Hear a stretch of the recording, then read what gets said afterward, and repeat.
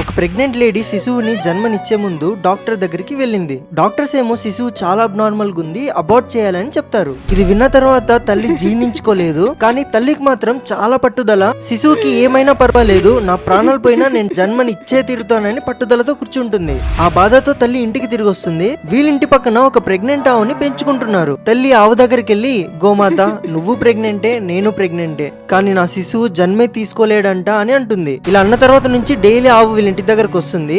తల్లి డైలీ రొట్టెలు తినిపిస్తూ ఉంటుంది. నెల తర్వాత ఆగస్ట్ 29 దే రోజు శిశువు జన్మిస్తాడు. శిశువు మాత్రం ఫుల్ ఫిట్ గా నార్మల్ గా జన్మిస్తాడు. ఇంటికి రావంగానే తల్లి తిరిగి ఆ ఆవు దగ్గరికి వెళ్తుంది. వెళ్తే ఆవు అసలు అక్కడ లేదు. ఓనర్ ని అడిగితే ఆవుని అమ్మేసినాము అని అన్నారు. ఎందుకండి, ఆవు ప్రెగ్నెంట్ ఉండే కదా అంటారు. అవును ప్రెగ్నెంట్ ఉండే, కానీ జన్మనిచ్చిన బిడ్డ అబ్నార్మల్ గా పుట్టింది అని చెప్తారు.